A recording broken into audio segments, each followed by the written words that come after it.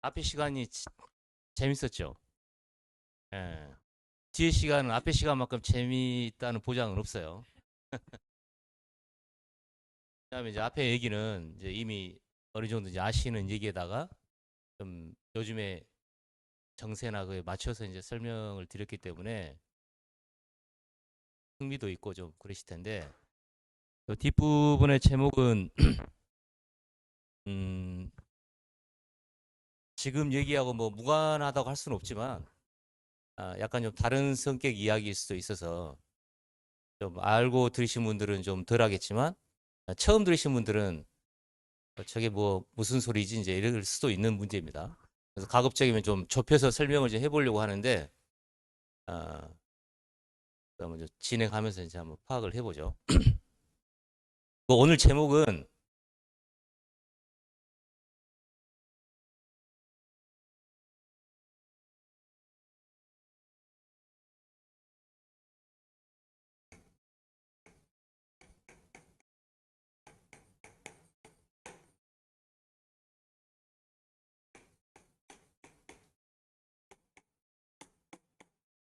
그 빌라도 총독하고 예수 그리스도하고 대화입니다. 그러면 이제 뭔가 이제 머릿속에 이제 상상을 하실 텐데 그 빌라도라는 사람은 성경을 보는 사람들은 대부분 아실 텐데 성경 익숙하지 않은 분들은 누구일까 할 텐데 예수 당시에 그 당시에 거기를 다스리고 있는 로마 제국의 총독이었어요. 총독이라는 말을 우리가 좀 뒤에 그도 읽죠. 우리는 총독 그럼 누가 떠올라요? 예, 일제 비슷해요. 일제 그 총독 중에 유명한 총독 혹시 기억나세요? 이토 히로부미 총독이 총독으로 됐나요? 아니었어요. 총독은 통감이었고 데라우치? 예, 데라우치라는 사람이 있었는데 그런 것처럼 우리나라를 다스리고 있는 이제 최고 결정권자 아니면 이제 권력자가 이제 총독이었죠. 일제 시대. 그래도 그 당시에도 노마가 이스라엘을 다스리고 있었기 때문에 그 당시에 그 노마의 입장에서는 최고 이제 군권, 행정권 다 가지고 있는 총독이 빌라도예요. 반면에 예수 그리스도. 그러면 우리는 예수 그리스도 하면은 누구라고 생각해요? 기독교 교주죠. 그렇잖아요. 예수 그리스도 기독교 교주. 왜냐하면 기독교에서 알아주는 사람이지 어, 이제 보통 말하는 그 이런 나라 이제 오전에도 이제 방금 전에 나라 얘기를 여러 번 말씀드렸는데 그 나라로 치면 예수 그리스도는 뭐 그냥 별 힘이 없는 사람이고 그런데 이게 이렇게 나눠져 있다라는 거 대부분 모르세요. 예수 그리스도가 하나로 붙어 있어요. 이제 기독교에서 예수 그리스도 이름으로 기도합니다. 예수 그리스도한테 부탁한다. 이렇게 인식이 되기 때문에 이 두 개가 쪼개진 말이라는 걸 상상을 안 하세요. 그리스도는 총독처럼 직책이에요. 이게 이름이고 그러니까 빌라도하고 예수하고 같은 이름이고 어, 빌라도 총독 그러면 총독 지위죠. 빌라도가 갖고 있는 지위, 예수가 갖고 있는 지위를 말하는 거예요. 그리스도라는 말이. 근데 지금은 지위라는 말을 상상을 못하고 예수 그리스도가 붙어 있어요. 그래가지고 다 종교적으로 기독교의 창시자, 그 다음에 기독교의 뭐 여기 주님으로 알려져 있어요. 성경에 없는 건 아니에요. 왜냐하면 예수 그리스도를 주님이라고 성경에 써 있어요. 주 예수 그리스도. 그래서 대부분 이제 그렇게 돼 있는데 원래는 이게 떨어져 있던 말이고 예수는 이름이고 이게 직책입니다. 그걸 어디서 알 수 있느냐? 빌라도와의 대화에서 이 예수라는 사람이 그리스도냐 아니냐가 이제 초점이에요. 그게 오늘의 이제 대화의 초점이에요. 예수가 그리스도냐 아니냐. 그리스도가 왜 중요하냐? 그리스도 그러면 다 십자가에 못 박힌 사람. 그래서 뭐 다 그런 개념인데 그리스도는 왕이란 얘기예요. 그리스도가. 물론 정확한 의미는 기름 부음을 받았다는 뜻입니다. 그리스도란 말이. 그래서 과거에 보면 왕만 기름 부음을 받은 게 아니라 제사장, 선지자들도 기름 부음을 받아가지고 직책을 수행을 했어요. 그런데 예수를 얘기하면 예수도 제사장 역할도 했고 선지자 역할도 했지만 빌라도하고 대화에서는 그거 안 중요해요. 이 의미만 중요해요. 왕이냐. 그래서 성경을 보실 때 그리스도 하면 왕으로 바꿔서 보셔야 제대로 보여요. 안 그렇고 이거를 그냥 종교적인 개념으로만 보면 선지자? 뭔가 예언했대. 아니면 뭐 제사장? 성경에 나와요. 그 얘기가. 나오긴 나오지만 그 의미보다는 이 의미 설명이 훨씬 더 많아요. 그런데 그거를 그렇게 생각하지 않고 그냥 그냥 붙어버렸죠. 그냥 지금. 그래서 이게 지금 떨어져 있다. 실제로 우리가 그렇게 인식해야 되는 게 아니라 유대인들은 진짜로 떨어져 있어요. 유대인들은 아니에요. 예수가 왕이 아니에요. 그게 이번 논란의 빌라도 총독과 예수 그리스도의 대화에서 유대인들은 정식으로 예수가 그리스도가 아니라고 거부를 했어요. 그래서 지금도 그리스도를 기다리고 있습니다. 누가 그리스도가 될지 지금도 기다리고 있어요. 유대인들은 그리스도가 오지 않았어요. 그래서 이제 빌라도 총독과의 이 대화에서 이제 이 얘기가 나오는 건데 이거는 이제 성경상에 이제 그 얘기를 제가 설명드린 거고 현실적으로 보면은 약간 좀 어울리지는 않은데 그냥 억지로 이제 비교해 보자면 일제 총독이 이제 데라우찌라는 사람이 있었어요. 몇 년도부터 몇 년도까지 총독했어요? 외우질 못하니까 뒤져봐야 되는구나.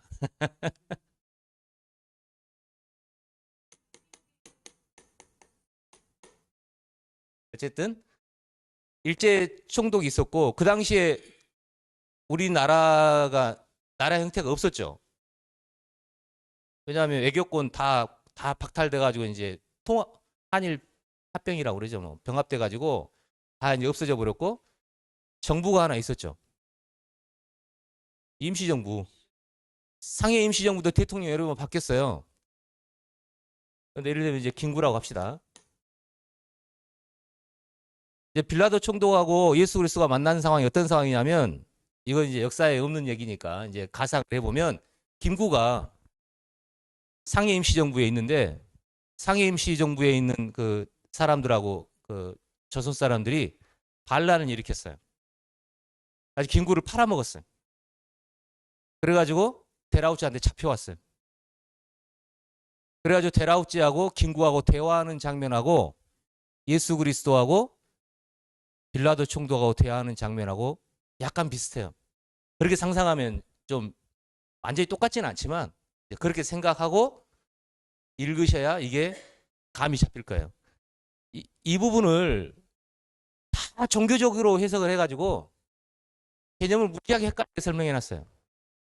그래서 그 빌라도 총독과 예수 그리스도의 대화는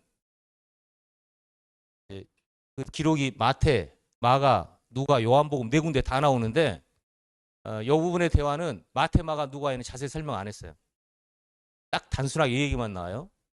빌라도가 물어봐요. 왜냐하면 이제 잡혀왔으니까 사법권도 갖고 있어요. 빌라도가. 그래서 그러니까 행정, 사법, 입법 하는 거 그 관계는 다 모든 공권부터 시작해서 다 갖고 있어요. 빌라도가. 그래서 이제 잡혀왔기 때문에 우리도 그 잡혀가면 뭐 하죠? 예. 두 분이 경찰이시니까 범인이 잡혀왔으면 뭐 신문하죠? 신문하면 뭐 먼저 물어봐요? 이름, 주소, 나이, 그다음 직업. 직업 물어봐요. 직업. 직업을 물어봐요. 뭐라고 물어봤냐? 너 유대인의 왕이야? 이렇게 물어봤어요. 들리기로는 뭐가 빌라도 뭐 주워 먹었을 거 아니에요. 그래서 유대인이 왕이냐고 물어봤는데 마태, 마가, 누가에는 심플해요. 네 말이 오라 이렇게 얘기했어요. 예수님이. 우리나라는 번역이 이제 약간 좀 예수님은 위고 빌라도는 하대를 해야 되니까 네 말이 옳다 그러겠는데 히브리 말을 영어로 하면 그렇지 않았겠죠. 사실상 번역하면 당신 말이 맞습니다 이렇게 해야 되는데 여기는 경전이잖아요. 그러니까 예수님 위해야 되니까 네 말이 옳다 이렇게 대답하셨어요. 원래 영어는 반말 존댓말이 없잖아요. 네가 유대인 왕이야? 맞아. 이제 이렇게 대답을 했겠죠. 서로 이제 말이 이제 오갔을 텐데 요한복음 좀 달라요. 갑자기 예수님이 뭐라고 그러냐면 너 그거 네 말이야 주소 들은 얘기야 이렇게 물어봐요. 경찰이 이제 범인이 잡혀왔는데 질문을 했어요. 너 직업이 저기 유대인 이제 예를 들면 거기 이제 김구한테 너 임시정부의 저기 대빵이야 이렇게 물어봤어요. 그랬더니 김구가 너 그거 네가 나한테 인정해서 한 말이야 아니면 누구한테 주워 들은 얘기야 이렇게 대답해요. 그러면 경찰 입장에서 어쨌겠어요?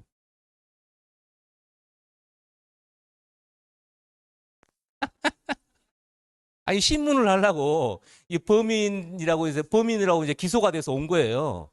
이 상황이 기소가 돼서 온 상황이에요. 아주 옆에서 막 이제 이스라엘 사람 막 고소를 해. 저놈이 뭐 어쩌고 어쩌고 막 이제 고소를 하는 상황인데 이제 사실관계를 파악해야 되니까 질문을 하는데 아니 질문에 고지고지 대답을 해야 될 거 아니에요. 옳으면 옳다 아니면 아니다. 그런데 반문을 해요. 이 생각은 어떤데 이렇게 물어본 거 아니에요. 네가 알고 한 얘기냐? 네가 진짜 네 속에서 물어본 얘기냐? 아니면 어디서 주워 들은 얘기냐고 반문을 해요. 그럼 기분이 좋지 않겠죠? 기분이 일단 나쁘죠. 뭐 이런 놈이 다 있어 이런 거 아니에요. 그래서 빌라도가 뭐라고 대답하냐면 내가 유대인이야? 나 유대인 아니다 이거예요. 굉장히 기분 나쁜 소리예요. 감정이 실려. 성경에는 그런 감정 표현 하나도 없어요. 기분이 나빠서 내가 유대인이냐 하지 이런 말이 없고 그냥 내가 유대인이냐 그 말밖에 없어요. 그러면 그게 굉장히 감정 섞인 소리일 거고 거기서 이제 대화가 이제 막 오가요. 아주 긴박한 상황에 대화가 오가는데 성경에는 그런 감정의 표현이 하나도 없고 대화내만 딸랑딸랑딸랑 나오니까 이거에 대해서 좀 이해를 하려면 이런 관계나 이런 거를 알고 봐야지 그냥 종교적인 관념으로 보면은 아 빌라도 놈이 나쁜 놈이고 그냥 뭐 해가지고 이렇게 했다고밖에 안 보여요. 그래서 어, 여기 마침 두 분이 경찰이 오셨으니까 경찰과 범인의 대화라고 알고 보셔야 돼요. 무슨 얘기인지 알겠죠? 그리고 이 경찰은 기소권만 있고 이렇게 남한테 하는 게 아니라 사법권도 갖고 있는 경찰이야. 풀어줄 수 있어요. 경찰도 풀어줄 수 있죠. 예. 검찰만 기소 독점주의야. 일단은 기초조사라고 검찰한테 넘기는 거니까 훈방 조치할 수 있잖아요. 그러니까 지금 경찰 입장에서 이 예수라는 사람을 훈방 조치가 가능한 사람인지 아니면 이거 넘겨야 될 사람인지 그런 관점으로 하는 대화예요. 그렇게 생각하고 이제 보셔야 됩니다. 자, 그러면 요한복음 18장에 33절부터 앞에 이제 어떻게 해서 이제 기소가 되는지부터 읽어봅시다. 18장에 28절부터 32절까지 여기 마이크 돼요? 여기 이렇게 갖다 주세요.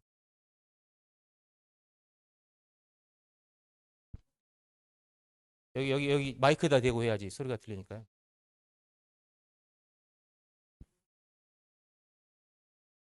네, 우리 경찰에 한번 읽어주시죠. 뭐. 네. 요한복음 18장 28절부터 32절까지요. 28절. 그들이 예수를 가이바에게서 관정으로 끌고 가니 새벽이라. 그들은 더럽힘을 받지 아니하고 유월절 잔치를 먹고자 하여 관정에 들어가지 아니하더라. 자, 여기서 이제 보충 설명이 하나 필요하니까 가야바는 대제사장이고요.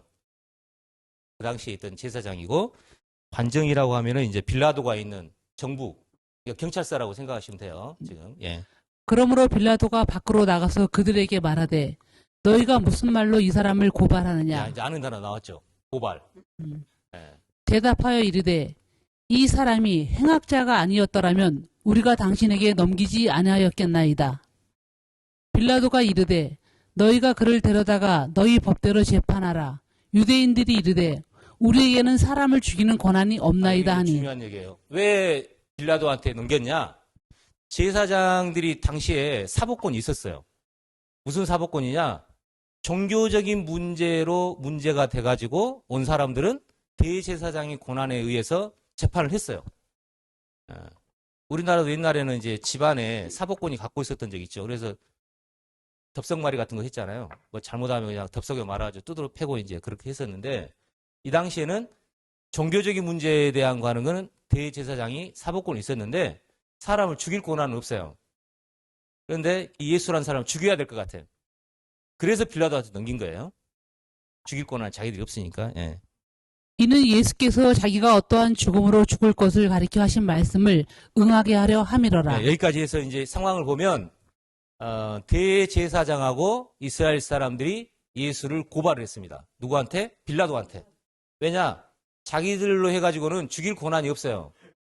벌을 줄 수 있고 욕을 먹일 수는 있는데 죽여야 될 것 같아, 이놈을. 그래서 이제 죄가 뭐냐? 그리스도를 사칭한 죄. 아무리 봐도 그리스도가 아니야, 이놈은. 근데 그리스도라고 우겨. 그래서 얘를 죽여야겠다라고 마음을 먹고 그 다음에 빌라도한테 넘긴 겁니다. 자, 33절부터는 이제 경찰 아닌 분이 좀 읽어보세요. 33절에서 38절까지요. 네. 이에 빌라도가 다시 관정에 들어가 예수를 불러 이르되 내가 유대인의 왕이냐. 네. 예수를 불러 네가 유대인의 왕이냐 이 말이 직업을 물어본 겁니다. 네가 그리스도냐 그 말이에요. 유대인의 왕이 그리스도냐 그 말입니다. 예. 예수께서 대답하시되 이는 내가 스스로 하는 말이냐 다른 사람들이 나에 대하여 내게 한 말이냐. 그러니까 예. 저기 빌라도 입장에서 보면은 굉장히 불손해요. 아니면 아니다 기분 기다라고 하면 될 텐데 이게 뭔 말이에요? 네가 나한테 한 말이야. 그러니까 무슨 얘기냐? 너 나를 그리스도로 인정하냐 그 말이잖아요.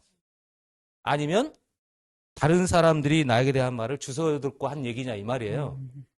그다음 빌라도가 대답하되 내가 유대인이냐 내 나라 사람과 대제사장들이 너를 내게 넘겼으니 내가 무엇을 하였느냐. 자, 이게 이제 굉장히 중요한 얘기입니다. 나 유대인 아니야. 화났어요. 빌라도가. 그러니까 유대인의 왕이란 얘기가 마음속에 나와서 했다는 얘기는 유대인들이나 왕으로 인정하고 있지. 이든 아니든 간에 나는 유대인이 아니니까 아무 상관없는 얘기고 내가 이걸 물어본 거는 재판하려고 지금 물어본 거다. 신문하고 있다 이제 이 얘기예요. 그래서 나 화가 났어요. 나 유대인 아니야. 그 말이에요. 난 너가 그 관계 없는 얘기고 그 다음 예수께 아니요. 이 나라 사람들과 대제사장들이 너를 넘겼으니 그 사람들 이제 기소를 했다 이거예요. 여기 넘겼다는 말이 그냥 우리말로 넘긴 건데 헬라어로 보면 배반했다는 뜻이 들어있어요. 반역을 했다는 말이에요. 그러니까 분명히 유대인의 왕이면 왕으로 됐을 텐데 어떻게 왕을 나한테 넘길 수 있냐 이거. 그러니까 너 왕이 도대체 무슨 짓거리를 했길래 네 나라 사람들하고 대제사장이 너를 넘겼냐 그 말이에요. 그러니까 유대인 입장에서 보면은 예수는 거의 연산군이나 광해군 같은 사람이에요. 방금 얘기 나왔지만, 그러니까 이 사람은 왕으로 인정할 수 없어요. 그래서 그냥 반정을 일으킬 정도가 아니라 죽여버릴 정도로 이게 미워. 그래서 이제 자기들이 죽일 권한이 없으니까 빌라도한테 팔아먹은 거예요. 그 상황입니다. 예수께서 대답하시되 내 나라는 이 세상에 속한 것이 아니니라. 만일 내 나라가 이 세상에 속한 것이었더라면 내 종들이 싸워 나로 유대인들에게 넘겨지지 않게 하였으리라. 이제 내 나라는 여기에 속한 것이 아니니라. 이 부분이 굉장히 많은 논란이 됐던 주제예요. 뭐 그 말이 뭐 그 말 같은데 자 일단 봐보세요. 예수님이 내 나라라고 그랬어요.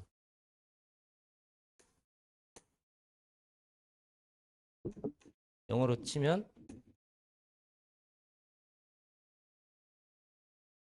예.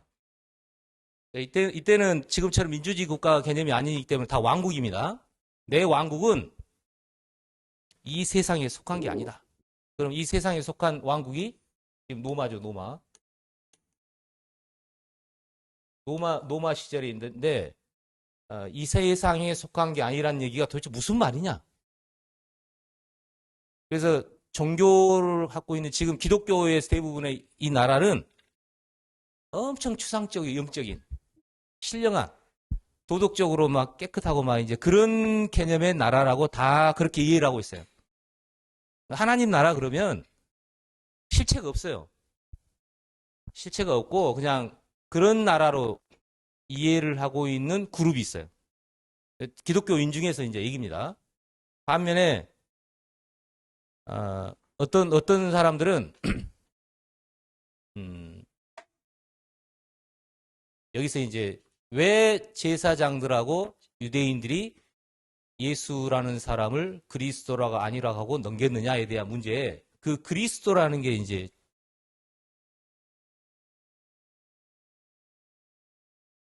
복음서에 보면 유대인의 왕, 이스라엘의 왕 이렇게 돼 있는데요. 이건 좀 배경 설명이 좀 필요합니다. 어떻게 되냐면요. 유대인들은 자기 조상이 우리처럼 뭐 이제 곰으로 어떻게 해가지고 뭐 했다든지 박역해서 알을 낳았다든지 뭐 이런 개념이 없어요. 사람이에요. 아브라함이 자기 조상이에요. 물론 그에 올라가면 이제 아담이 성경에 설명이 나오지만 아담은 유대인으로 안 칩니다. 왜냐하면 전 세계의 족속의 조상이고 쭉 와가지고 아브라함부터 유대인의 조상으로 쳐요. 그래서 한 명이니까 그때는 뭐 나라고 뭐고 개념이 없죠. 하다가 야곱이라는 사람이 아브라함, 이삭, 야곱 손자 때쯤 해가지고 한 70명 정도 이제 가족이 늘어났어요. 그 가족이 지금 이집트, 애굽이라고 하는 이집트로 이제 내려가게 돼요. 그래서 거기서 자손이 번성해가지고 대략 인구로 치면 한 200만 규모로 늘어나요. 그러면서 하나님이 아브라함한테 약속했던 거를 이제 기억을 살려요. 아브라함한테 무슨 얘기를 했냐면, 네 자손, 아브라함의 자손들로 해가지고 나라가 이루어질 텐데 나라가 하려면 뭐가 있어야 돼요? 땅이 있어야 돼요. 땅. 제일 중요한 얘기가 그 땅이 어디냐면 지금 이스라엘 예루살렘 있죠? 그림을 잘 그리면 참 멋지게 그릴 텐데 좀 아쉽지만 여기가 이제 대서양이에요. 아니 대서양이 아니라 지중해. 죄송합니다. 지중해면 요 밑쪽이 이제 아프리카죠. 아프리카고 요 위쪽이 이제 유럽이에요. 여기가 이제 아시아고. 근데 요 세 점이 거의 만나는 지점에 예루살렘이 있어요. 예루살렘을 저쪽으로 이쪽이 바다, 그 다음에 유프라데스 강이 이렇게 흘러요. 그래서 여기 요단강이 있고 요 땅, 이거를 가나안 땅이라고 그래요. 요 가나안은 뭐 하도 종교인들이 뭐 가나안 복지 뭐 해서 이제 그런 식으로 다 알고 있는데 가나안이 원래 함족, 우리로 말하는 이제 대부분 흑인종으로 이해하고 있는데 그 함의 아들 이름이에요. 그 가나안 족속이 여기서 살고 있었어요. 당시에. 그래서 요 땅을 주겠다고 약속을 해요. 아브라함한테. 아브라함이 원래 여기 사람이 아니에요. 여기 유브라데스 강이 있으면 여기 건너편에 우루라는 데가 있어요. 여기는 지금 이라크 지역입니다. 여기에서 살고 있었는데 하나님이 아브라함을 불러가지고 이 본토 지쳐 아비 집을 떠나 내가 지시한 땅으로 가라고 그래가지고 요리 가요. 그래서 아브라함도 여기 있었고 이삭도 여기 있었고 야곱도 여기 있었는데 야곱 때 70명이 이후로 해가지고 여기 이집트로 갑니다. 애국. 그래서 거기서 한 200만 명쯤 됐을 때 거기서 탈출을 해가지고 그걸 출애굽이라고 그래요. 모세. 쉽게 영화에도 나오지만 해가지고 이 땅으로 가게끔 해요. 그래서 이 땅을 주고 내가 하나님이 되고 너희는 백성이 되는 그 나라를 만들어준다라고 아브라함 때부터 약속을 해요.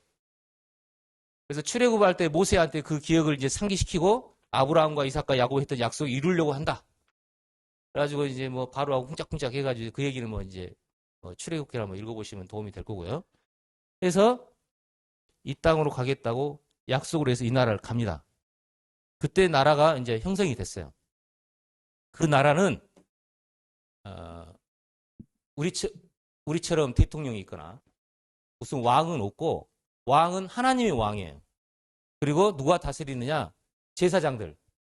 제사장들이 판단을 하고 다 하는 제사장 나라였어요. 그러니까 왕이 있고 백성이 있고 땅이 있고 그러면 이제 우리처럼 이제 나라의 조건을 됐는데 실제로 판단을 하고 권력을 행사하는 사람들은 제사장이었습니다. 그래서 제사장 나라라고 그래요. 아주 그 나라가 계속 유지되다가 이스라엘 사람들이 가만히 보니까 속된 말로 폼이 안 나요.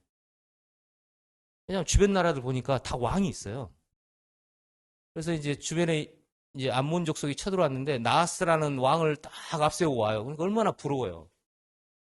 그래서 여기서는 이제 제사장 역할을 하고 사사 역할을 했던 사무엘이 이제 그 당시에 이제 그 위임을 받아가지고 주권자처럼 하고 있었는데 그 아들을 보니까 한심해. 게다가 이제 불안해. 그래서 이스라엘 사람들이 왕을 달라고 요구를 해요. 우리 왕이 있어야겠다. 사무엘이 엄청 기분이 나빴어요. 자기를 인정 안 하는 거잖아요. 게다가 자기 아들들이 한심하니까 이제 일어나 보다 해가지고 사무엘 하나님한테 일러요. 저기 백성들이 왕 달라고 그런다. 그랬더니 하나님 뭐라고 하시냐? 이 문제가 아니다. 나를 갈아치우려고 하는 거야. 그래서 이스라엘 족속은 원래 반역의 기질이 있는 사람들이에요.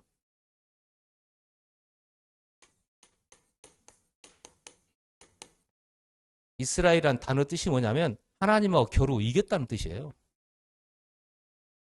그 이스라엘이란 이름이 이제 어디서 생겼냐면 아브라함, 이삭, 야곱. 그래서 세 번째 이제 그 자손이었던 야곱이 천사하고 한바탕 해요. 씨름을 해요. 이겼어요. 그래서 계명을 해줘요. 이스라엘. 하나님하고 이겼다는 뜻이 이스라엘이에요. 그러니까 이스라엘 민족은 우리가 생각하는 민족하고 달라요. 보통 민족이 아니에요. 하나님하고 협상을 해요. 모세도 그래요. 모세도 하나님하고 막 협상해요.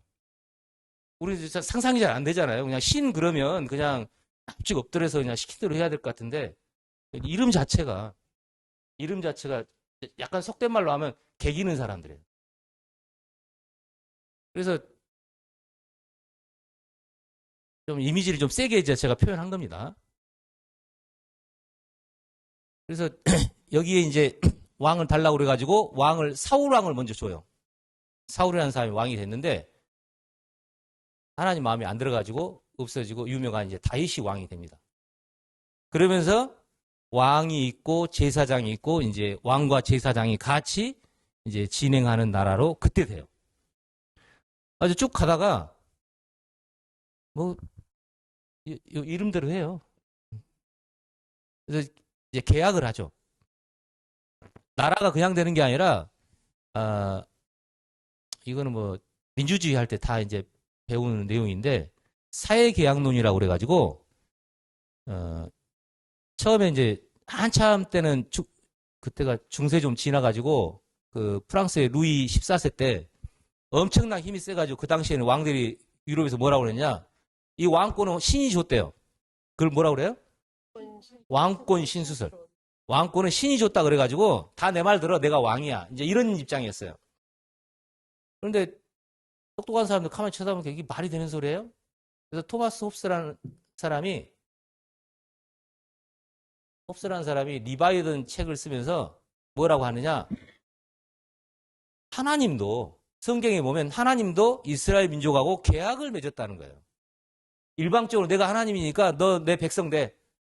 이렇게 한 게 아니라 계약을 맺어가지고 이 계약을 잘 행하면 니하고 나하고 내가 하나님이 되고 너희는 백성이 된다고 계약을 맺었다는 거예요. 이게 사회계약론이에요. 그래서 사회계약론은 루서가 사회계약론 책을 썼는데 그 전에 홉스가 먼저 말한 얘기예요. 근데 홉스가 성경을 근거로 해가지고 하나님도 사람하고 계약을 맺어가지고 그 나라가 됐는데 이스라엘 사람하고 나라가 됐는데 뭐 인간 따위가 무슨 놈 자기가 뭐 신이 뭐 좋겠다고 해서 마음대로 하려고 하냐? 계약을 맺어야 된다라고 주장해가지고 민주주의가 이제 그 후로 된 겁니다. 그래서 왕이 됐는데 계속 그 계약을 어겨요. 그 계약이 뭐였냐? 모세가 시내산에서 받은 이 율법이에요. 율법이 계약이었어요. 그래서 율법대로 행하면 하나님이 계속 왕이 되고 하나님이 되고 그 다음에 너희가 백성이 된다고 했는데 그 율법의 10계명의 첫째 번 조항이 뭐냐? 나 외에 다른 신을 섬기지 말아요. 계속 다른 신을 섬겨요. 끊임없이. 온갖 종류별로 다. 근처 나라에 있는 신들을 다 몰라가지고 뭐 왕하고 뭐. 그래서 하나님이 나중에 포기를 해요. 더 이상 내가 못 찾겠다. 너희하고 나하고 백성 관계를 끊자 그래요. 너 더 이상 내 백성 아니야. 먼저 이제 계속 백성들이 어기니까. 그래서 계약 파기를 하는 게 호세아서에 나옵니다. 더 이상 백성하고 하나님 관계가 아니다. 그리고 나서 여기에 이스라엘 나라가 섰는데 나라가 나눠졌었거든요. 그래서 북이스라엘은 아수르 제국에 멸망을 하고 남유다는 바벨론 제국에 멸망을 해요. 그래서 왕이라는 사람은 그 이후로 끝나버렸습니다. 근데 그때 이제 무슨 얘기를 하느냐? 선지자들이 있는데요. 선지자들이라고 하면 구약에 이제 유명한 선지자 이사야, 에레미야, 에스겔이 이제 쓰는 양이 많아요. 그래서 대선지자라고 그래요. 선지자들이 얘기하는 게 이 나라가 망했지만 언젠가 하나님이 다시 이스라엘 나라를 회복시켜준다. 꿈을 가져라. 이제 이 얘기죠. 그래서 계속 예언을 하면서 언젠가 그 왕이 나타나는데 그 왕이 그리스도예요.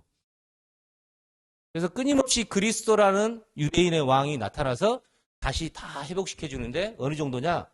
과거에 다윗의 그 화려했던 그 왕국을 회복시켜준다는 거예요. 그래서 계속 다윗과 같은 왕, 심지어 다윗, 그 다음에 이새가 다윗의 아버지인데 이새의 가지에서 뭔가 나온다 해가지고 계속 그 회복시켜줄 얘기를 구약 성경에 가득 써놨어요. 그럼 회복이 안 돼. 그 다음에 이제 이 땅을 차지했던 바벨론 제국, 그 다음에 페르시아, 그 다음에 알렉산더, 그 다음에 로마까지 왔는데도 회복이 안 돼서 속된 말로 눈이 빠지게 기다리고 있어요. 성경에 표현이 나와요.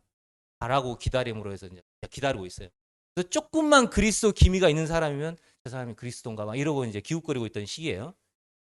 그때 예수 전에 누가 나타나냐? 세례요한이라는 사람이 나타났는데 세례요한도 그리스도냐고 물어봤어요. 가서 세례요한한테 너 그리스도냐? 그랬더니 나는 아니야. 내 뒤에 오는 사람이야.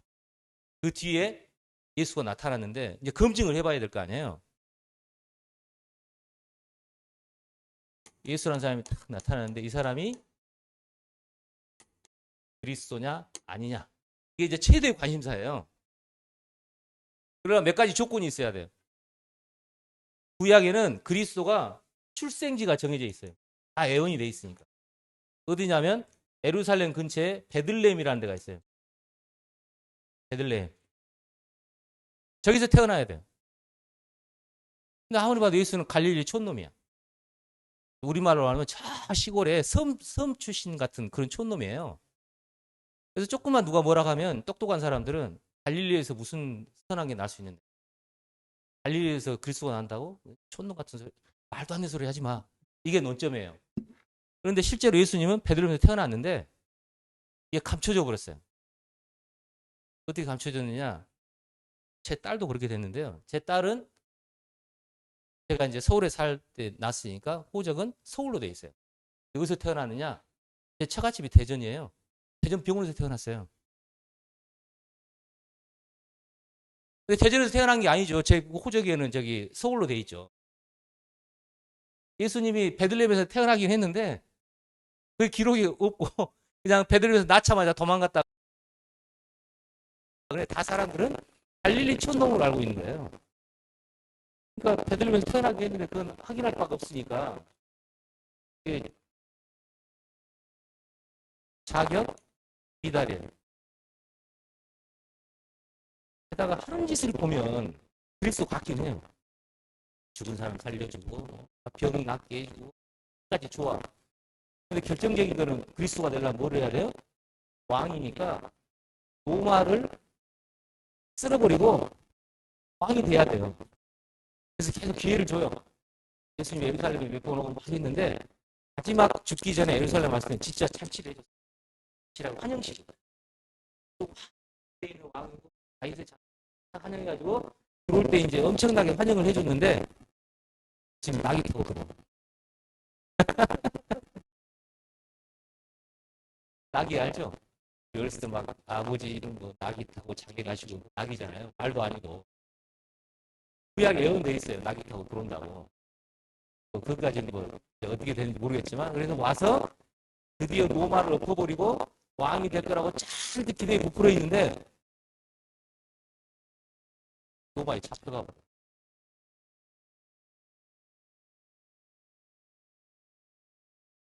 그냥 희말이 없이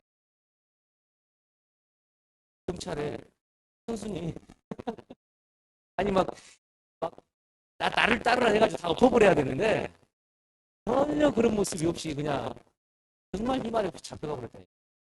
그래서 군중들이 얼마나 화가 났겠어요.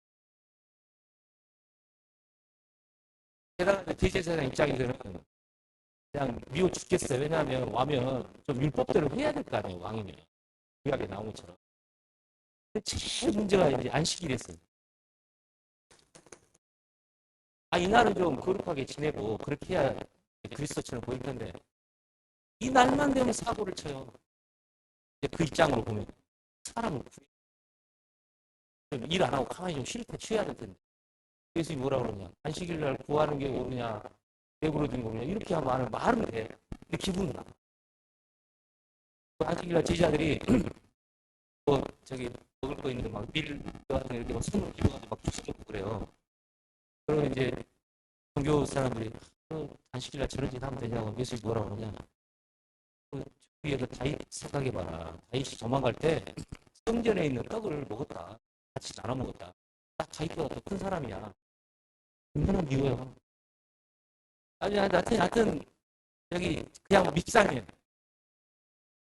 보면 이제 그리스도 같긴 하고 하니까 이제 시기심이 까득히 있는 상황에 어떻게 하지 저걸 처리하겠다고 제사장을 생각하고 있었고 백성들도 예루살렘 입성했는데 이제 자기들이 실망을 했으니까 사람을 온 거예요.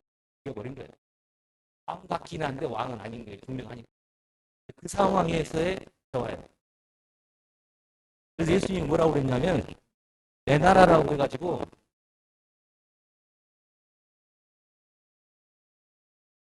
이 내 나라라고 하니까 그리스도가 이스라엘 땅을 회복한 그 나라라고 많은 주석가들이 해석을 해요.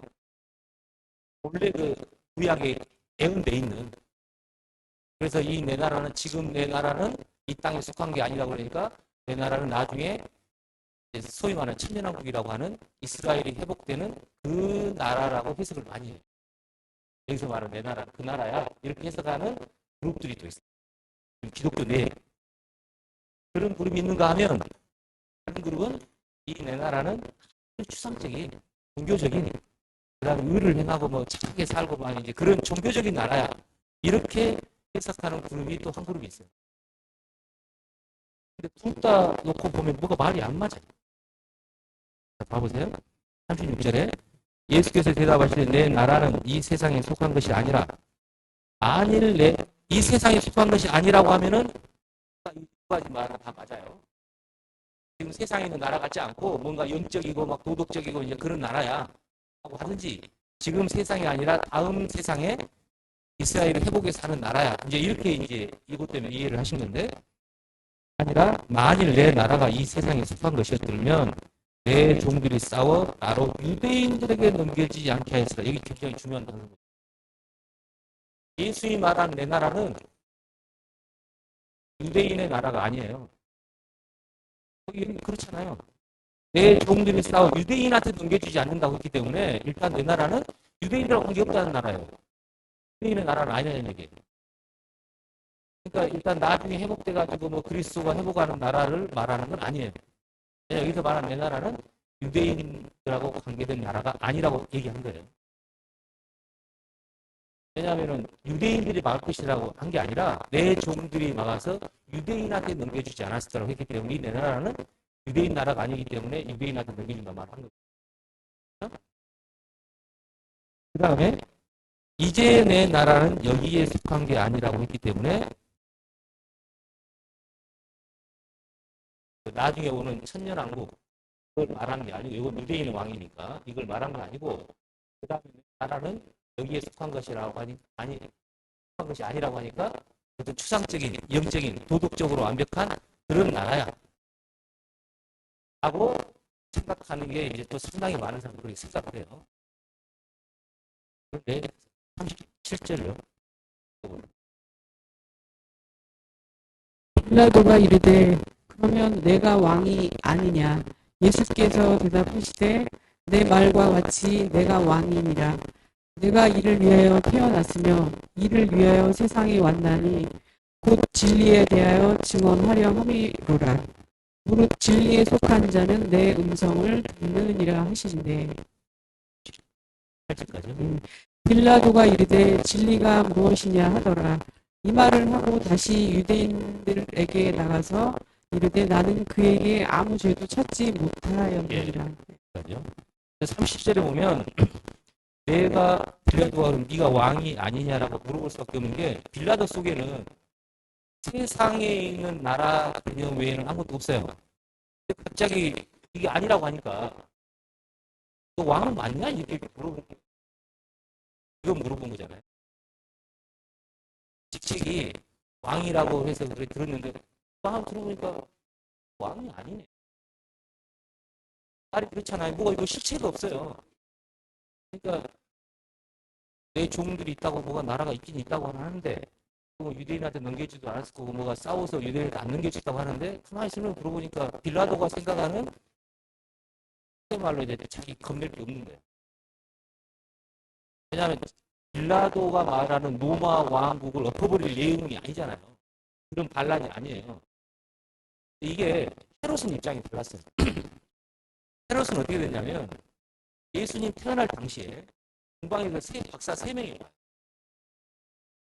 이 사람들은 그 이라크 지역에서 살던 사람들인데 어떻게 해서 알게 됐냐?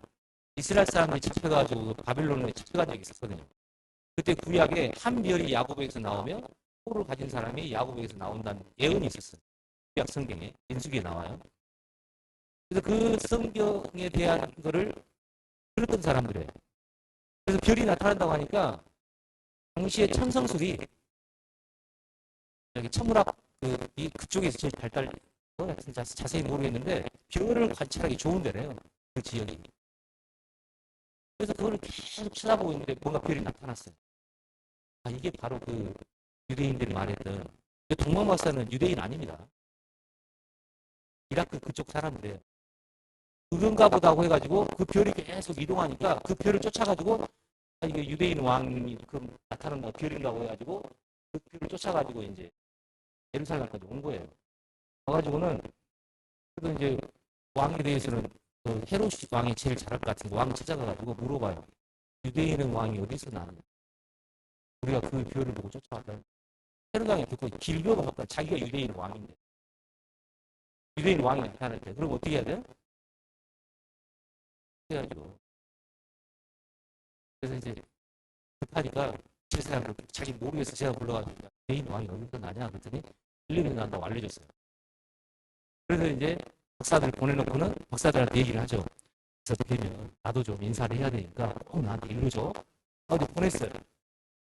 그래가지고 동광 박사가 이제 우리 맨날 크리스마스 때 이제 보는 것처럼 이제 그렇게 뭐 아기 있게 뭐 막 하고 나고 나서는 내 지시함을 받아가 딴 길로 가버려요. 그렇지 아무 기다려도 안 와. 화가 나가지고 그 지역에 가가지고 2살 이하를 싹 죽여. 그때 요셉하고 이제 예수 아버지죠. 마리아는 이제 석사 말로 튀었죠. 지시 받아가지고 이제 외국으로 갔다가 갈릴리로 가버린 거예요. 그래서 베들레헴에 묻혀버린 거예요. 사람들 머릿속에는 베들레헴에 있는 아기들은 다 죽었어요. 선지자가 날 수가 없어요. 그 당시에 2살 아이로 다 죽어버렸기 때문에 예수라는 사람이 나타나가지고 했으면 그 당시에 그 사람이 그 사람인 거라고 상상을 했어야 되는데 헤롯 때 다 죽여버렸기 때문에 머릿속에 다 지워져 버렸다고요. 요 소동 사건. 그러니까 헤롯은 유대인의 왕이 나타나면은 자기의 지위, 자기 목숨에 관계되기 때문에 이제 죽이라고 했던 거고 빌라도는 이 사람이 로마에 반란을 일으킬 사람이냐 아니냐만 관심이 있죠. 경찰 입장은 이 범죄자가 이 범죄자가 뭐가 범죄했다고 고소해서 넘어왔는데 자기들끼리 뭐 유대인은 좀 관심 없죠. 그거는 뭐 너희들끼리 알아서 하는 거고 이 범죄자가 유대인 왕이라 하는데 실제로 왕이 돼가지고 밀란이 일어나는 골치 아프잖아요. 실제로 유대인들이 이 이후로 밀란을 2번이나 크게 일으켰어요.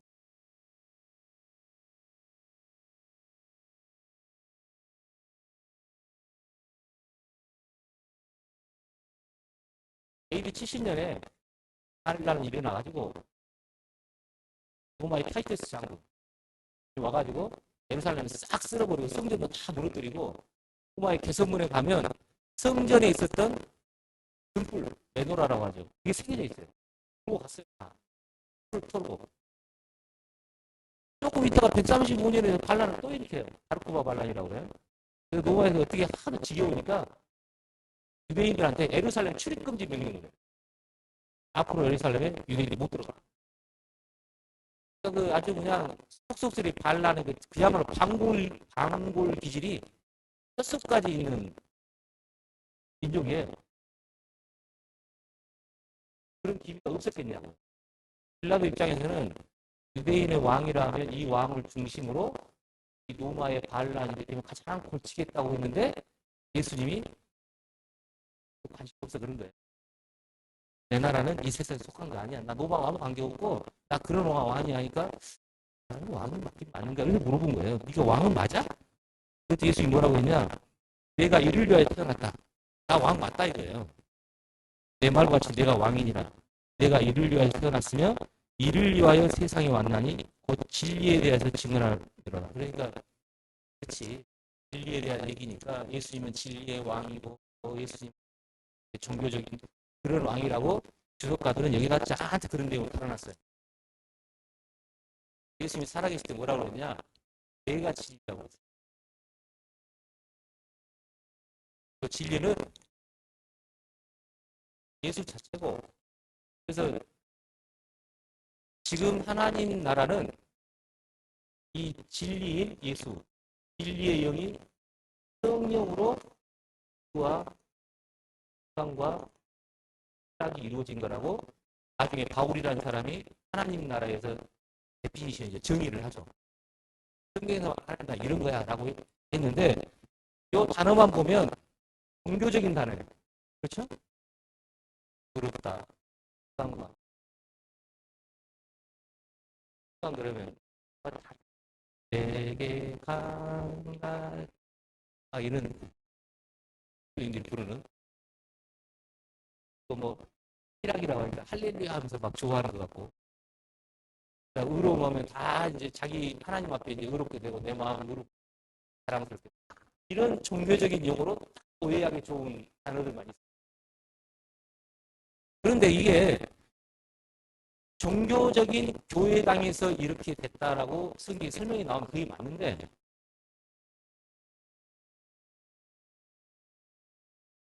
하나님 나라가 이렇게 돼 있다는 거예요.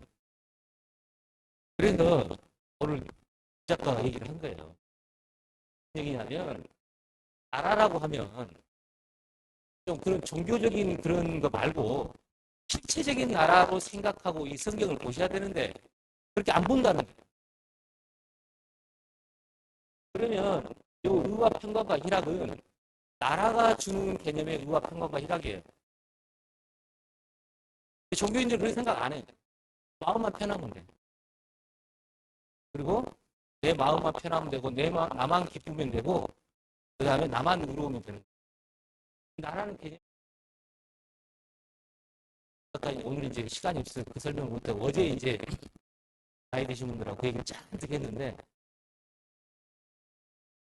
나라의 관심은 정의구현 많이 들어온 얘기죠. 정의사회구현 잘 안 되는 그 다음에 아까 말한 안전 충분히 얘기했죠. 안전이 나라가 제일 추구해야 될 거예요. 그 다음에 여러 가지 축제도 하고 나라가 백성들을 기쁘게 해줘야 돼요. 목적이 다르죠. 나라가 그걸 할 때는 신경 쓰지 말고 좀 놀아.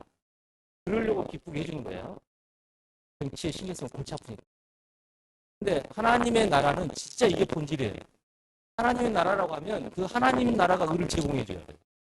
그다음 하나님 나라가 평강을 줘야 돼요. 하나님 나라가 기쁨을 줘야 돼요. 성경에는 주체가 따로 안 돼 있어요. 종교인들은 다 나라고 생각해요. 내 속에 평강이 있고 내 속에 희락이 있고 내 속에 의가 있어요. 성경은 말하는 그 말하고 있지 않아요. 성경에서 말하는 이 의는 하나님의 의, 그 다음에 평강도 하나님의 평강, 기쁨도 하나님의 기쁨을 얘기하고 있는데 성경을 그렇게 안 보기 때문에 종교적으로만 봐가지고 내 속에 마음에 왜 안 편하지? 뭔 문제 찾아? 원래 이거는 인간의 마음속에 없는데 한번 이제 평강을 맛봤어요. 많은 이게 기독교인들이 뭐 부흥회를 가든 아니면 소위 말하는 구원을 받았든 해가지고 이걸 경험을 했어. 그럼 자기 마음속에 계속 그게 일어나는 줄 알아요. 원래 없어요. 성경에. 그래서 표현을 쓰는데요.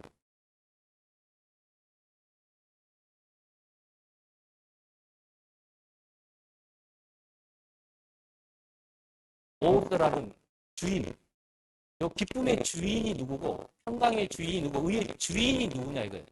관심 없어요. 나만 편하면 돼요. 나만 기쁘면 되고 나만 누르면 되는 거예요. 성경의 주인이 명확하고 나의 기쁨. 성경에 요한복음에 나와요. 기쁨도 예수님이 나의 기쁨이라고 돼 있어요. 그러면 너희도 기쁜다 이렇게 돼 있지. 기쁨 없이 너희가 기쁘다 이런 말 없어요. 평강도 나의 평강을 준다고 했지 너희가 알아서 평안하라 이런 말 없어요. 그럼도 하나님의 의의가 있고 그 다음에 인간이 무너지는 거지. 그거 관계없이 그냥 내가 무너진다. 성경에 그런 말이 아예 없는데도 불구하고 계속 내 속에 있는 의와 평강과 희락을 찾아. 성경 보는 이유가 좀 편안했으면 좋겠어요. 그냥. 기뻤으면 좋겠어요. 그 다음에 의로웠으면 좋겠어요. 그러면 성경을 뒤져봐야 없는 거예요. 이런 식입니다. 좀 어이없는 얘기가 평강이라는 단어는 하나님 나라는 성령 안에서 의와 평강과 희락이라고 돼 있으니까 성령이 진리를 붕에 말한 게 아니라 뭔가 진리를 알면 내가 마음이 편안해진 걸 얘기한 거라고. 누가 여기 다운이하고 이제 그때 몇 주째? 2주죠? 애들 많이 모였어요. 한 달 됐나? 한 달 전. 2주 전인가 3주 전. 그때만 해도 제가 그렇게 설명했어요. 평강이라는 게 성경의 진리라고 마음 편해지는 거예요. 성경에 그렇게 써 있어요라고 설명했다니까요. 저도. 이번 주 일요일에 했으니까 이제 세 주로 바뀌었어요. 바로 전 수요일 날 성경 보니까 예수님 이제 요한복음 읽어봅시다.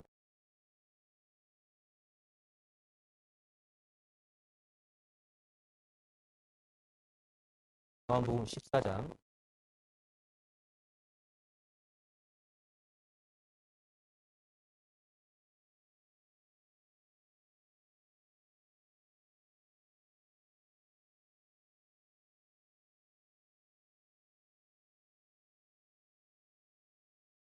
새로 오신 14장 27절.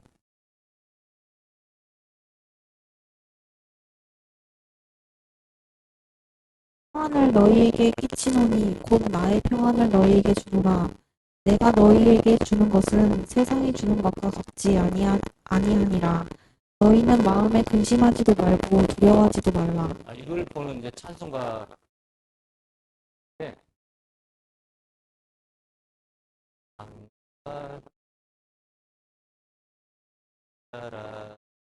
후렴구에 아주 참된 평화가 내 마음속 이렇게 후렴구가 나와요.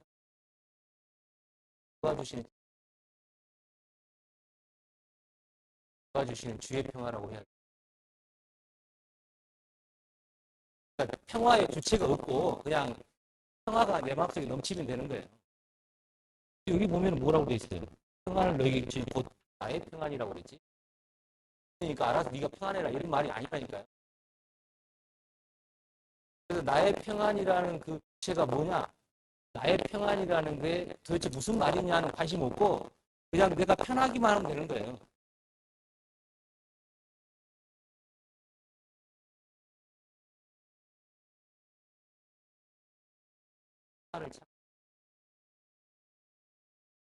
이렇게 하면 편하겠지.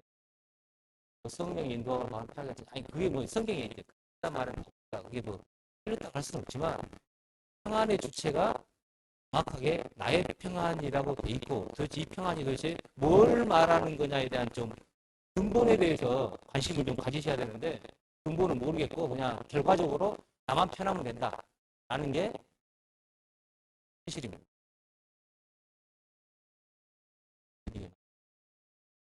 뭐 나라에 대해서 뭐 나만 잘하면 되지.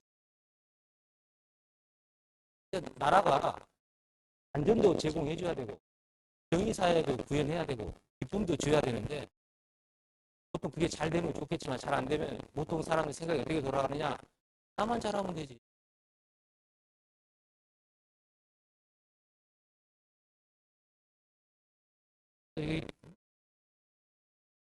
그게 아니라는 거잖아요. 나라가 제공해야 되는 거예요. 나라가 그와 평강과 희락을 제공해야 되는데 그러니까 이제 종교인이 어떻게 생각하느냐 그거는 물리적인 거야. 정치적인 자유고 정치적인 평화고 정치적인 기쁨이고 정치적인 거고 성경은 그런 걸 말하고 성경에는 영혼만 편하고 정치하고 무슨 상관이 있어? 근데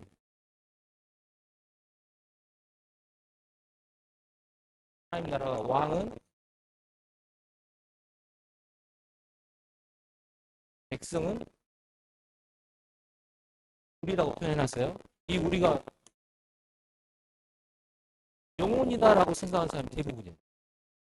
내 영혼의 왕이에요. 영혼은 아버지하고 나하고의 관계를 말하는 거듭나는 것으로서의 영혼은 아버지 관계는 맞아요. 나라는 그 관계가 아니에요. 나라는 내 몸뚱아리까지 포함된 거예요. 하나님의 나라라고 하면 그 왕 그리스도하고 나하고 내 영혼만 거기에 백성이 아니고 나라는 사람 전체가 돼 있다니까요. 그 두 개를 구분을 못해요. 전부 다 영혼이 거듭났으니까 그 말은 맞아요. 영혼이 거듭났다는 말은 영혼에 쓰는 말이 맞아요. 육으로 한번 나고 영혼으로 나는 거니까. 그래서 관계는 아버지 아들 관계는 영혼의 관계가 맞는데 나라는 그렇게 설명 안 해요. 나라는 영혼하고 그리스도에서 관계가 아니라 나라는 사람 전체예요. 그 전체에 여기 모였으면 이 사람 전체 전 세계에 있는 모든 예수하고의 계약 관계가 돼 있는 그 사람의 영혼만을 말하는 게 아니라 몸을 포함한 그 전체를 말하고 있는데 그렇게 생각 안 합니다. 그러니까 영적인 나라라고만 생각합니다. 차이는 땅만 없어요. 이 나라는 땅만 없지 다 있어요. 왕도 있고 주권도 있고 백성이 있다니까요. 백성은 영혼이 아니라 그 몸뚱아리 포함된 이 사람들을 다 말하는 건데 이해가 안 되니까 다 영적으로 해석해가지고 내 영혼의 왕이고 내 영혼의 그 나라고 그렇게만 생각하는 게 지금 대부분의 기독교인들 머릿속에 들어있는 그 나라 개념이에요. 종교화됐어요. 이걸 실현해보려고 과거에 무던히 노력을 했어요. 뭐냐? 기독교가 국교로 만들면 그게 될 줄 알았어요. 지금도 국교인 데가 있어요. 영국 국교예요. 성공해. 영국 국교예요. 대부분의 나라는 국교가 없습니다. 근데 영국은 국교가 있어요. 간섭법만 간섭적으로만 남아있긴 해도 파크도 아마 국교가 있을 거예요. 과거에는 그걸 누가 이제 재시도를 했느냐? 콘스탄티누스 황제라는 사람이 그만 있었어요. 전쟁을 하려면 이겨먹어야 했는데 뭔가 이제 하려면 이제 마음을 모아야 되잖아요. 그래서 이제 젤렌스키도 그렇고 푸틴도 그렇고 이제 뭐 하나 마음을 모으려면 뭔가 이렇게 결집할 수 있는 뭐가 있어야 될 거 아니에요. 그래서 꿈에서 봤다고 뭔지 안 뭔지 모르겠어요. 그렇게 말을 했다고 하니까 보긴 뭘 봤겠어요. 머리가 좋으니까 생각해야 되겠죠. 전부 다 세례를 다 십자군 그리스도의 군대 효과를 많이 받아요. 가지고 로마가 국교로 만들어요. 하나님 나라가 아무 관계 없어요. 그리고 나서 어거스틴이라는 사람이 신국론이라는 기독교 3대 서적 중에 최고의 그 권위를 갖는 그 책을 썼어요. 그러고 나니까 이후의 사람들은 이 땅에 하나님 나라를 세우는 게 아주 안달이 났어요. 최고의 명분이에요. 그 정치는 명분이잖아요. 뭐 선거 때도 다 얘기잖아요. 명분을 어떻게 거느냐가 선거에 굉장히 중요한 이슈인데, 그래서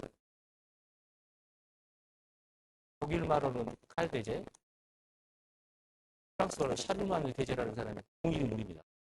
서로 이제 자기 왕이라고 정한 사람. 그 왕이 프랑스하고 독일을 다 통일했어요. 땅을. 그래서 프랑크 왕국을 만들어 놓고 뭐라고 했느냐? 싸움만 하는 글을 묻는 신하한테 이 어거스틴 쓴 신국론을 읽으라고 그래요. 드디어 하나님 나라를 이루었다 그래요. 뭐냐? 로마 교황한테 대관식을 해가지고 왕관을 써요. 그래서 뭐라고 하냐? 로마는 틀려먹었다 이거예요. 그건 아주 그냥 불순한 나라고 신성한 나라.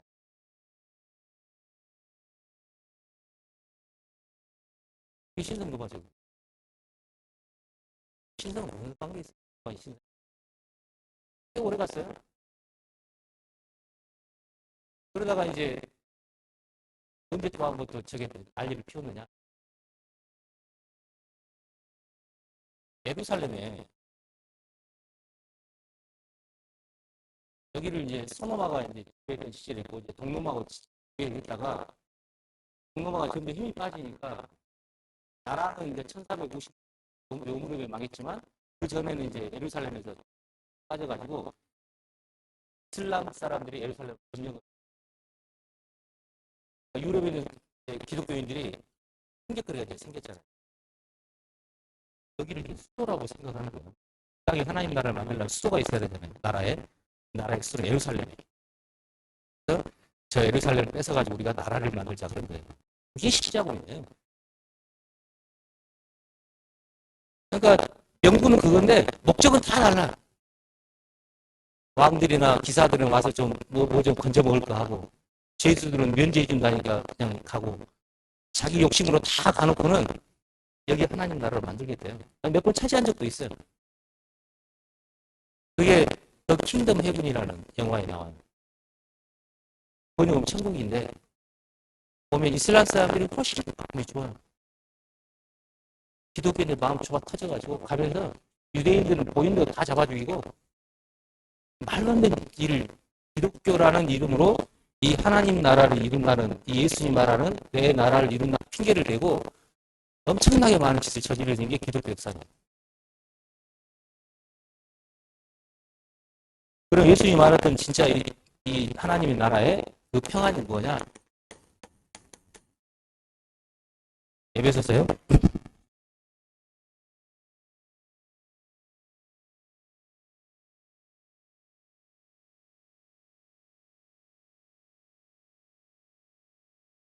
(2장) 11절부터 18절까지요. 자, 요거 강원이가 한번 읽어봐.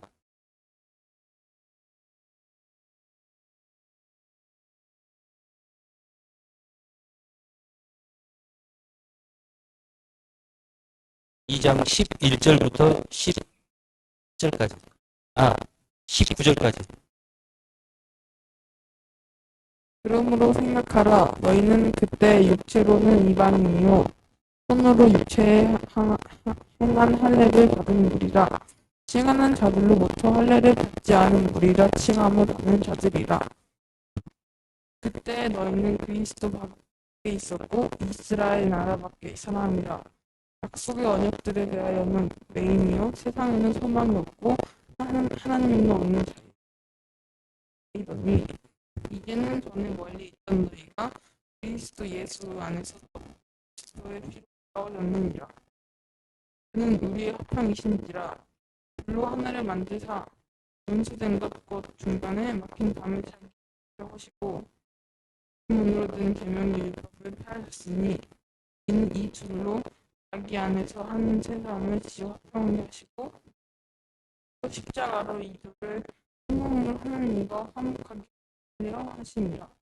연수된 것을 십자가로 소멸하시고 또 오셔서 먼 데 있는 너희에게 평안을 전하시고 가운데 있는 자들에게 평안을 전하셨으니 이는 그로 말미암아 우리 둘이 한 성령의 안에서 아버지께 나아감을 얻게 하려 하심이라. 그러므로 이제는 너희는 외인도 아니요 나그네도 아니요 성으로 내가 동일한 시민이요 하나님의 권세. 처음 이걸 보면은 뭐 까만 걸 드시고 하얀 건 종이처럼 보이긴 한데요. 일단은 여기에 이제 기본 단어 꼭 알아야 될 게 11절에 그러므로 생각하라 너희는 그때 육체는 이방인이라는 단어요.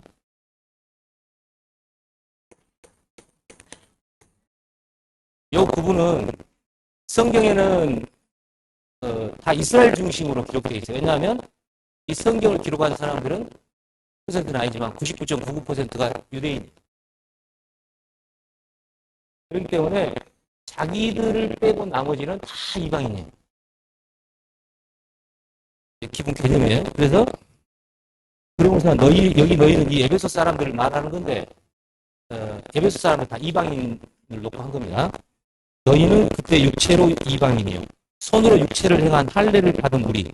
유대인들의 특징은 자기들만 거룩한 사람이라는 표시가 남자들은 저기 성기에다가 할례를 합니다. 포경수술요. 그래서 이 사람들만 할례자예요. 자기들만 우리 이방인 포경수술을 거기에 안겨줘요. 그게 없고 할례를 받은 우리가 칭하는 자로부터 할례를 받지 못한 칭함을 받은 무할례자라고 취급을 받았어요. 이방인 취급. 그때는 너희는 그리스도 밖에 있었고 왜냐하면 이 그리스도는 유대인의 소망이에요. 이 그리스도는 자기들의 왕국을 회복시켜줄 그리스도. 그걸 구약부터 끊임없이 얘기했기 때문에 그리스도하고 우리는 아무 상관없는 사람이에요. 우리 이방인들. 지금이야 예수 그리스도 굉장히 친한 척하지만 원래 관계 없습니다. 밖에 있었고 이스라엘 나라 밖에 사람이라. 약속의 언약들은 외인이요. 구약의 약속하고 아무 관계 없어요. 이방인들은. 그리고 세상에 소망도 없고 하나님도 없었어요. 그 다음에 이제는 멀리 있던 너희가 그리스도에서 안에서 그리스도의 피로 가까워졌대요. 그리스도 예수 안에서 예수 그리스도의 피로 우리가 가까워졌다고 했는데 이거는 자세한 얘기는 이제 빼고요. 그는 우리의 화평이신지라. 둘로 하나를 만드사 원수된 것 곧 중간에 막힌 담을 자기 죄로 오시고.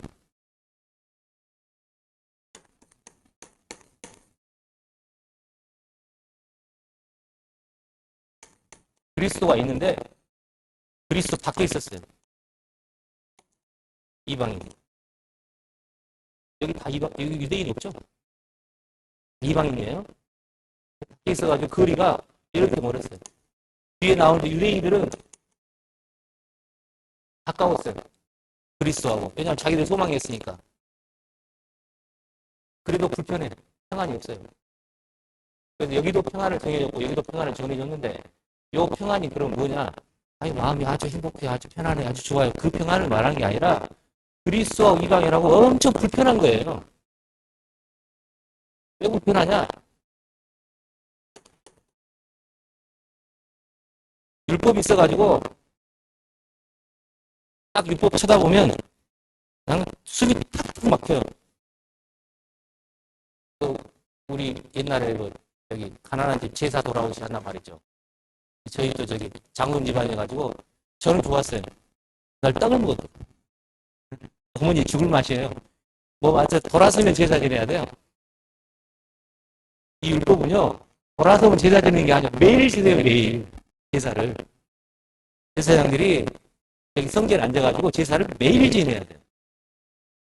그리고 조금만 잡고 나가서 기도해야 돼요. 죄를 그냥 넘어갈 수가 없어요. 죄 지면 뭐 하나 끌고 가가지고 죽이고 자기 죄 털어야 돼. 엄청 복잡해요. 숨을 쉴 수가 없어요. 종류가 얼마나 많은지. 십계명은 그냥 표본이고, 십계명 빼놓고 뭐 성경인가 뭐 표현이 뭐 1만 가지라는 표현도 있어요. 지킬 수가 없어요. 자, 경찰 두 분 계시니까 범죄자가 있어요. 딱 봤더니 저런 법을 어긴 것 같아요. 잡죠. 근데 딱 법을 어겼어요. 근데 봐줄 게 있어요, 없어요? 에이. 암이죠, 경찰.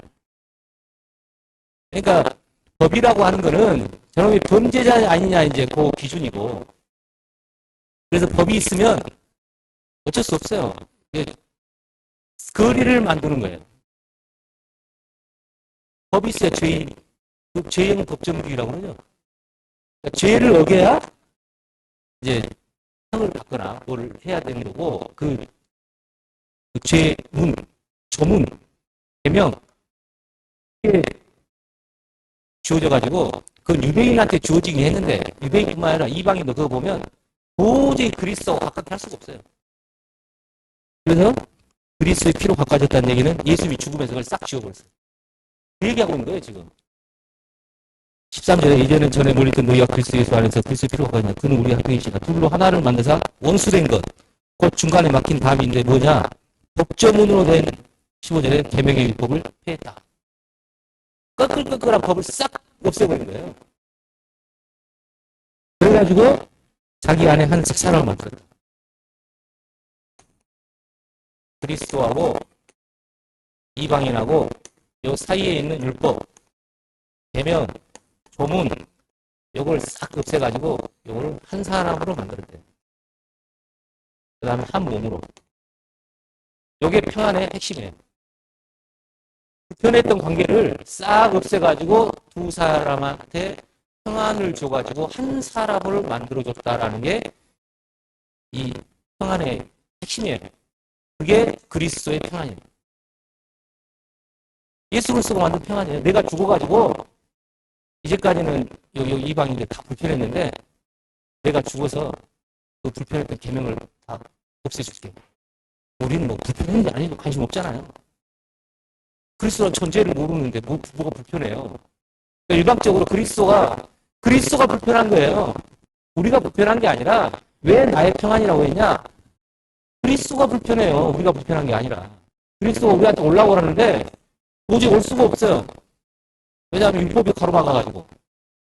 그래서 그거 치운 거예요. 그랬다는 얘기에 우리는 뭐 율법이 있는지 우리는 관심 없고 십계명도 교회에서 하는 얘기지. 우리 십계명은 무슨 상관이 있어요. 그 시내사에서 모세한테 준 건데. 그러니까 이방인 입장에서는 우리 문제가 아니라 그리스도 입장에서 불편한 거예요. 지금 그 얘기예요. 그 평안이. 그래서 나의 평안이라고 한 거예요.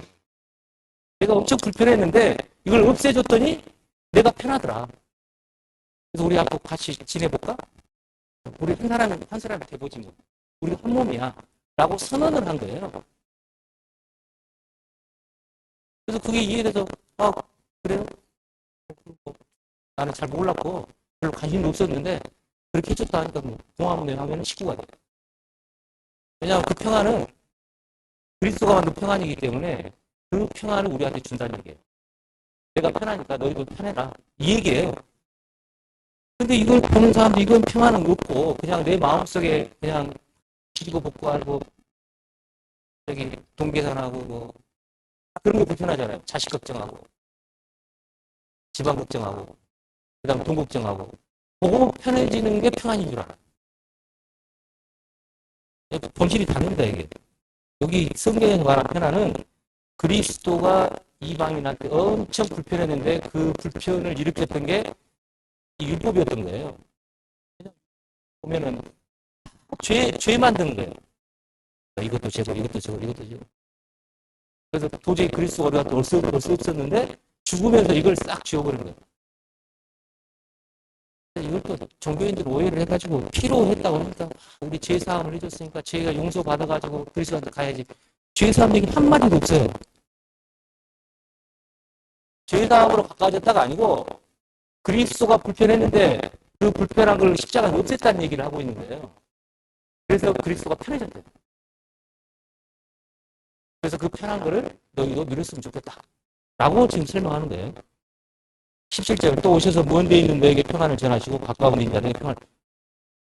그래서 이방인도 멀렸는데 평안을 전했고 유대인도 마찬가지예요. 그 율법, 그 유대인들은 그 지키더라고 가지고 그냥 힘들었으니까 그 친구들한테도 평안을 전해가지고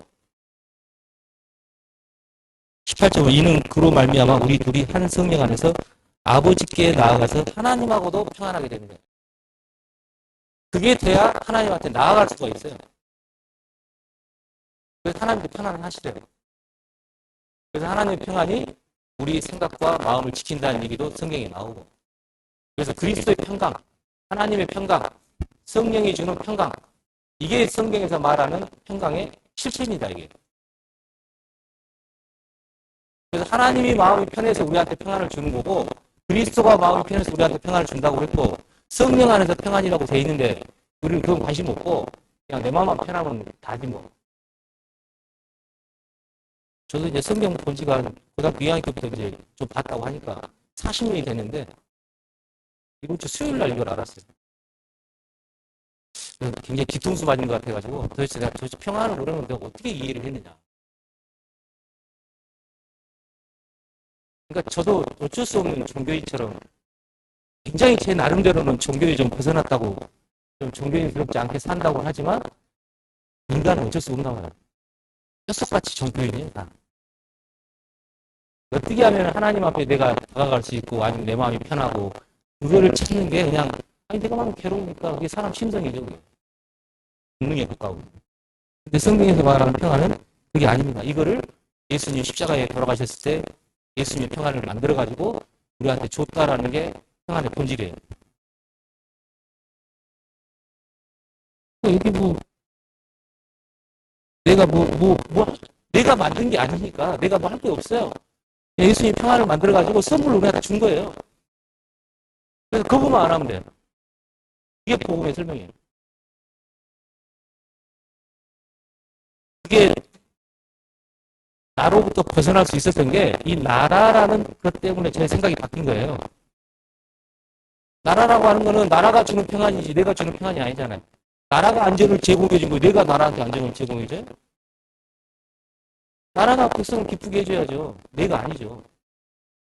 그렇게 생각하고 이제 성경을 보니까 나의 평안이라고 했네. 그리고 그리스도의 평강이 너의 마음을 주장하게 하라. 하나님의 평강이 너의 마음과 생각을 지키셔야 다 이렇게 되어 있더라고요. 성경을 오랫동안 보셨던 분도 이미 있을 거고 이걸 이미 알고 그리고 주석에 뒤져봤더니 다 그렇게 설명을 해놨어요. 평안은 이게 사전에 보니까 메시아가 주는 평안이고 그리스도가 만든 평안인데 에베소서 설명은 없어요. 그냥 예수님의 평안이라고 설명이 됐는데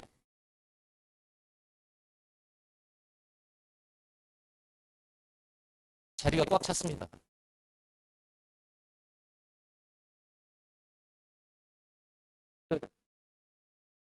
예수님의 평안이라고 주석에 써있긴 하더라고. 요한복음에 나오니까 나의 평안, 나의 기쁨, 나의 사랑 그렇게 돼 있으니까 그거라고 주석에 써있긴 한데 그 평안의 실체가 이거다라는 설명은 없어요. 왜냐? 그것도 이상하게 오해를 했는지 어떻게 됐는지 유대인하고 이방인하고 친하게 해준 게 평안이래요. 대부분의 주석이 그렇게 돼 있어요. 이게. 거기다 뒤져봤는데. 그럼 말이 안 되는 게 17절을 봐보세요. 17절 한번 읽어주세요. 사원이 한번 읽어봐.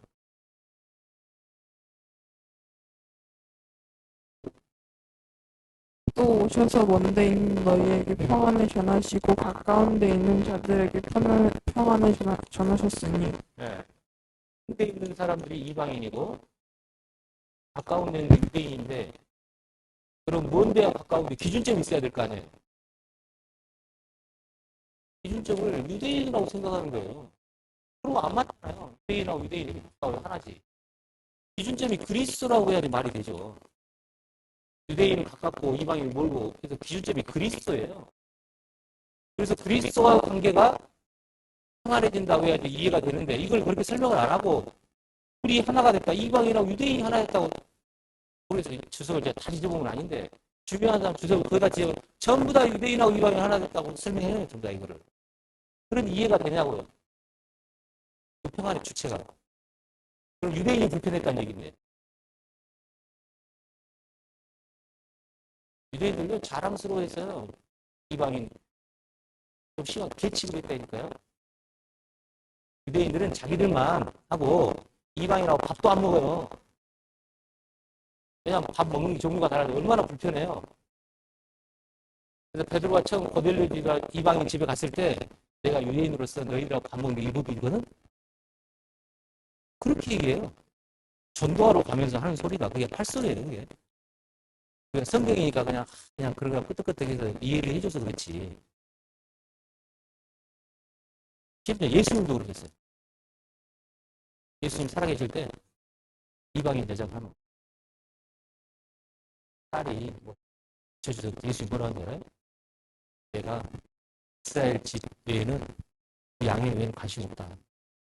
자녀들의 떡을 걔한테 주는 게 맞냐? 얼마나 자존심 이상한 얘기예요. 그 여자가 아쉬우니까 뭐라고 그래요? 자녀들의 떡 그거 땅에 떨어지면 걔가 주워 먹잖아요. 대치급을 했는데 살아있으니까 아니 걔도 땅에 떨어져 먹지 않으면 예수님이 그때 할 말이 없잖아요. 이만한 믿음이 어딨냐고 이제 그래도 살려줬어요. 예수님이요. 그 예루살렘을 중심으로 한 유대 땅 또 근처 외에는 인도로 갔다는 그 말도 안 되는 딴 데 관심이 없었어요. 예수님이. 그 예수님이 이 평안에 대해서 이방인하고 있는 평안을 모르셨느냐? 여기 예수님 피로 됐다고 한 얘기는 나중에 발표된 얘기고 그 당시에 유대인들이 이제 이걸 듣고 기록을 하는데 유대인들이 예수님의 그 말을 이해할 수 있는 수준이 안 됐어요. 제자들이 그야말로 그냥 막히들만 다 있어가지고 자연스러운 거죠. 어떻게 보면 유대인 입장에서는 자기들의 그리스도, 자기들의 그막 차이기 때문에 이방인에 대한 얘기나 그거를 받아들일 수가 없는 상황에서 예수님이 얼마나 답답했으면 돌아가시 전날 밤이에요. 할 말이 많은데 너희들이 감당을 못한다. 내가 죽고 나면 성령이 와가지고 성령이 다 가르쳐 줄 거다. 성령이 모든 진리 가운데 이루어 줄 거다. 하면서 이제 돌아가시고 나서 부활하고 난 다음에 예수님의 제자들이 설명한 게 아니고요. 이런 아주 그냥 그때 말 영어로 하면 꼴통 광신자. 바울이 우리가 뭐 다 좋은 입이 있지만 광신자였어요. 자기가 얘기했어요. 내가 여러 영갑자들보다 이걸 지나치게 믿어가지고 그냥 예수 믿는 사람 죽으러 쫓아다니고 그런 광신자를 톡해가지고 그 광신자한테 예수님이 설명을 해준 거예요. 이방인에 대한 설명을. 그냥 유대인들은 이방인에 대한 생각이 이게 근본적으로 안 바뀌어요. 이게 사도행전 아니고 적나라하게 나와요.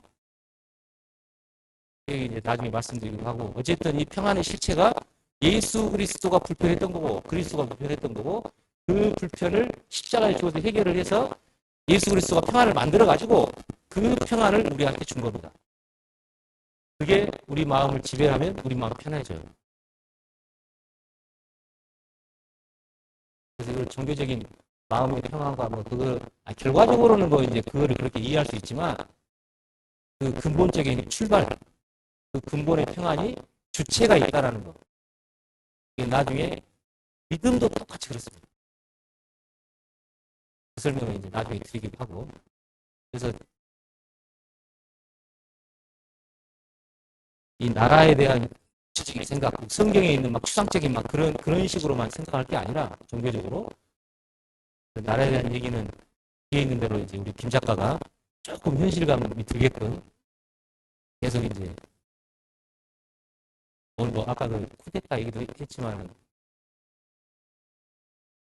빌라도는 쿠데타가 일어나가지고 예수를 넘겨줬다라고 이해를 한 거죠. 그럼 쿠데타로 일어났으면 왕이 뭘 잘못했어야 될 거 아니에요. 도대체 네가 뭔 짓을 했길래 이 나라 백성하고 그 사람이 너를 나한테 팔아먹었냐? 쿠데타의 이유가 뭐냐? 라고 물어본 거였어요.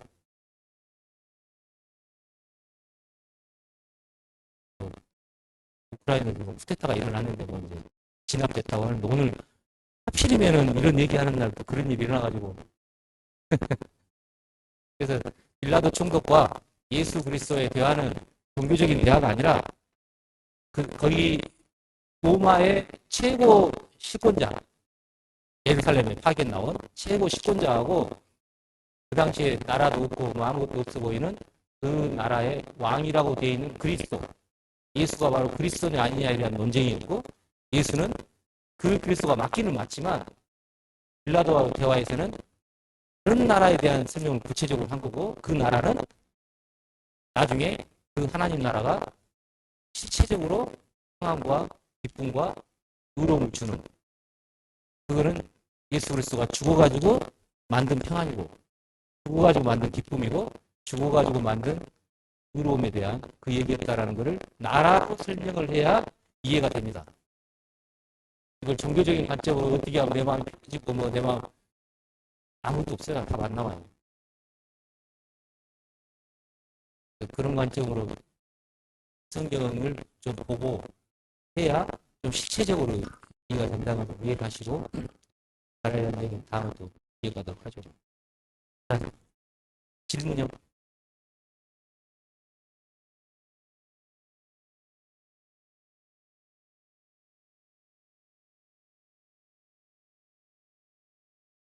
오늘 좀 방송이 좀 좋지가 않아서 좀 중간에 좀 왔다 갔다 하는 좀 양해하시고 일단 마치겠습니다.